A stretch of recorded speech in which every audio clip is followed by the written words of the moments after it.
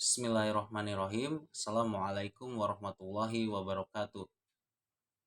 Robbi shrah sadri wa yassir li amri wahlul 'uqdatam min lisani yafqahu qawli ya fatahu ya alim. Perkenalkan, nama saya Agus Triana dari kelas 06 SMJ 006. Baik, di sini saya akan mempresentasikan tugas individu saya tentang manajemen operasi.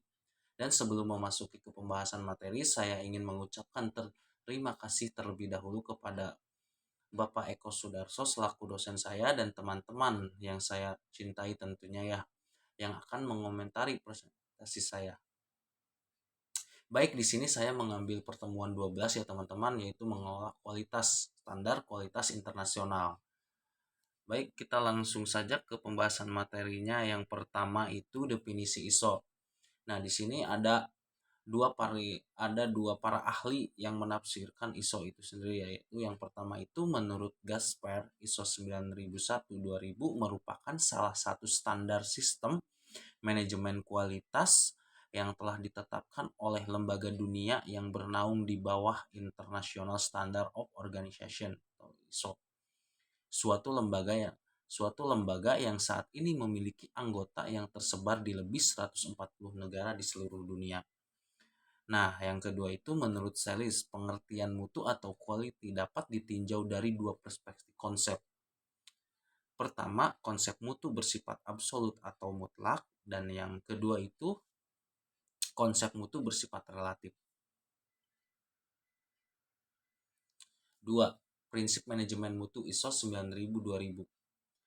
Nah, 8 prinsip manajemen mutu merupakan metode bagaimana cara memimpin, mengatur, mengendalikan suatu organisasi atau badan usaha.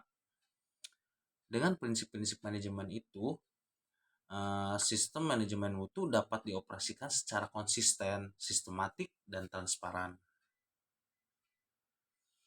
Di bawah ini uraian 8 prinsip manajemen mutu dalam seri ISO 9000-2000. Yang pertama adalah fokus terhadap pelanggan. Baik, di sini saya akan membacakan terlebih dahulu pengertiannya, nanti saya akan menjelaskan sedikit supaya teman-teman lebih mengerti apa itu fokus terhadap pelanggan itu bagaimana yang baik gitu ya. Nah, ya baik, saya akan membacakannya terlebih dahulu, yaitu fokus terhadap pelanggan, yaitu kehidupan badan usaha tergantung pada pelanggannya. Oleh karena itu, badan usaha harus memahami harapan dan kebutuhan pelanggan. Badan usaha harus merencanakan dan memenuhi kebutuhan pelanggan dan mencoba untuk melebihi harapan kebutuhan saat ini dan yang akan datang.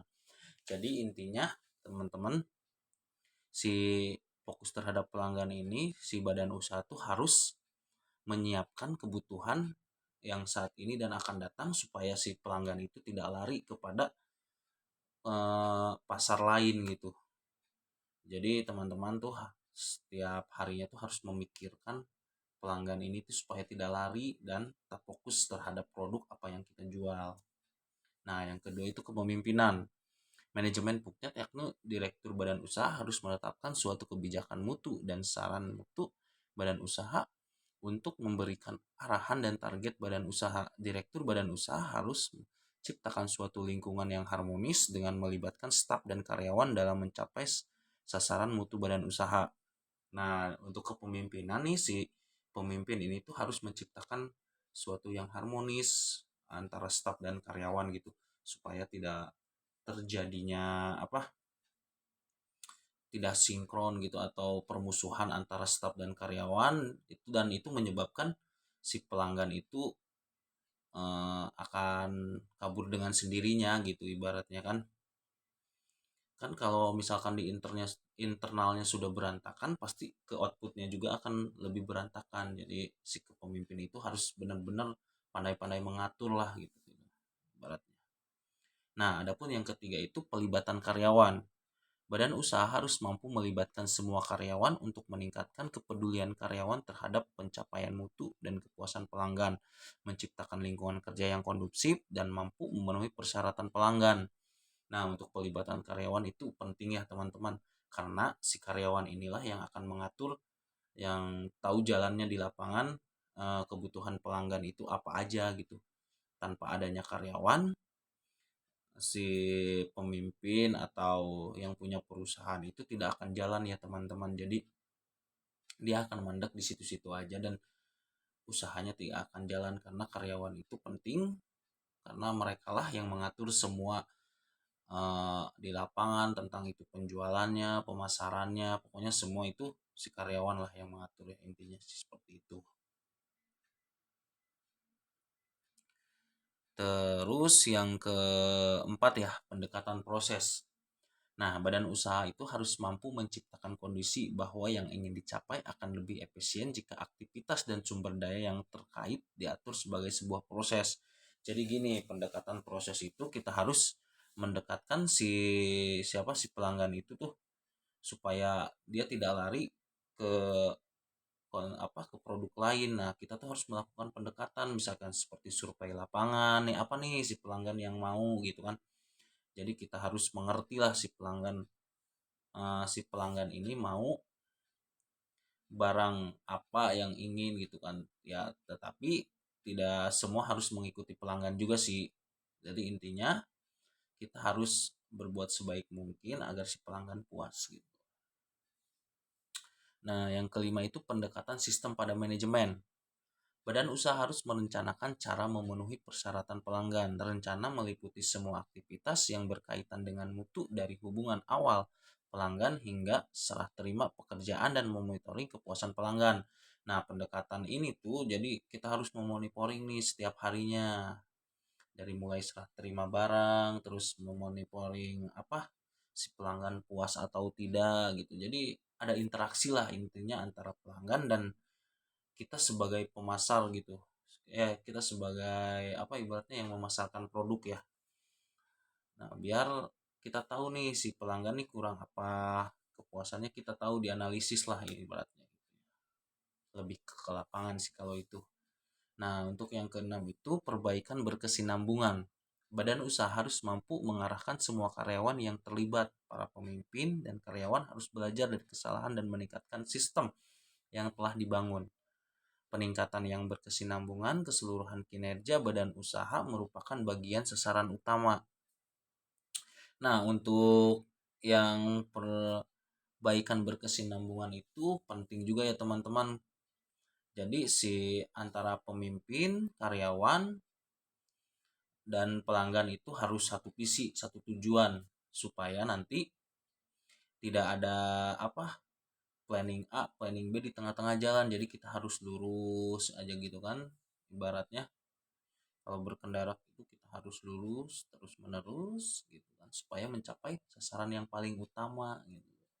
Tidak adanya bentrok antara si A dan si B gitu ibaratnya. Harus satu tujuan dan satu visi lah intinya gitu.